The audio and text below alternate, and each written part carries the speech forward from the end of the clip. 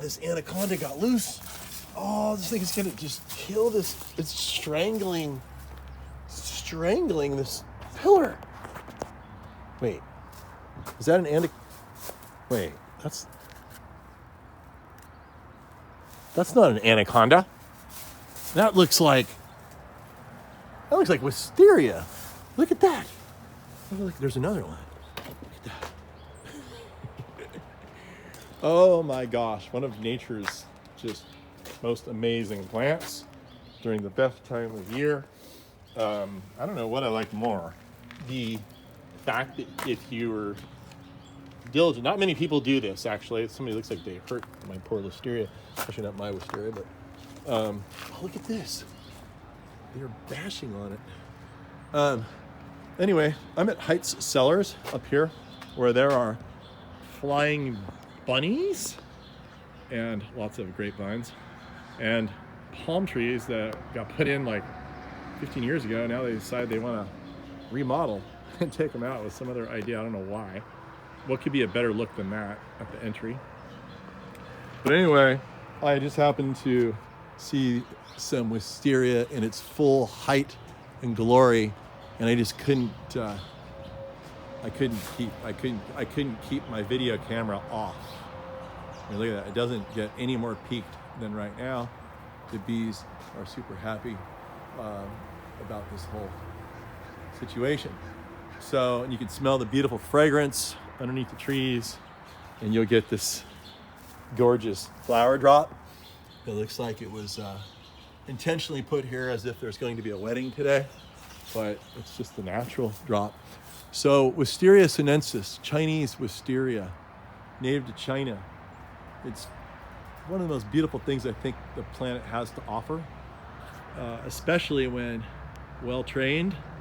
And in the case of these pillars, it has been.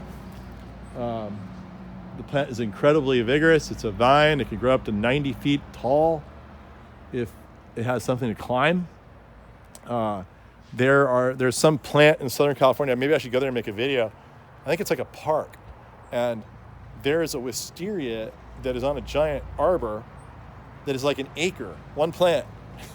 And I still need to go see that. And apparently what they do every year is they build the arbor bigger every year. So that's got to be a sight. But anyway, a lot of the times when you plant wisteria, it'll make multiple stems coming out of the ground. And then, people don't train it properly.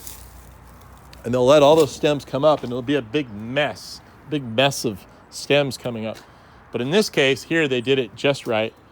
They cut off all of the stems except for one main leader, and they trained it around these pillars, which takes years and years and years and years to do. And hopefully they won't cut this part of the structure down. I'll give you a little tour of the remodeling. But this one was done the same way. And we'll see out in the back the same thing. So Heitz Cellars, HEITZS. Give some free advertising to these guys. But you can see they spent many, many years training these things. And you can see with wisteria, it is such a vigorous, really rambunctious plant. So that's usually what it looks like at the base of wisteria, with multiple stems. But like I said, in this case, they were really proactive in training it to just have one. And it ends up looking like a giant anaconda that's going to strangle you. But that's just so cool. So anyway, here's a younger one. Look, they must have one that died. And they are now training this one here, coming up. And you can see it's tied off with some tape. And they're training it. It'll sprout out of here, but they keep trimming off whatever sprouts out to just allow one leader. You can see there it sprouted, but it was up at the top, so they didn't care. And then there's the plant. But yeah, you're gonna have to have a really sturdy arbor if you grow wisteria, because it is so heavy and rambunctious. And look at the veins on that. See how big that is? That's like 8-inch diameter. It's like a living sculpture, anaconda. But always remember to make sure over the years to trim off all the baby sprouts except for one, the biggest one. Get it up in the air. Whoops. Oops. That was my fault. And here's the view looking out. Okay, here's where they kind of messed up. They're almost perfect. They let it split here. Then they let it split here. And then you get this like twining rope effect, which is still interesting, but I would rather it be unbranched until it gets to the top. This is obviously extremely strong structure with these concrete poured pier pieces and what looks to be about a 12 by 16 beam and big heavy cross members that are able to support this plant. But anyway, if you want something that's going to be ultra spectacular for about 3 weeks of the year and it'd be pretty the rest of the year, this is your plant.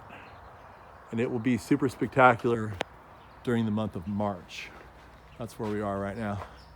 And that, my friends, is your Chinese Wisteria purple haze experience.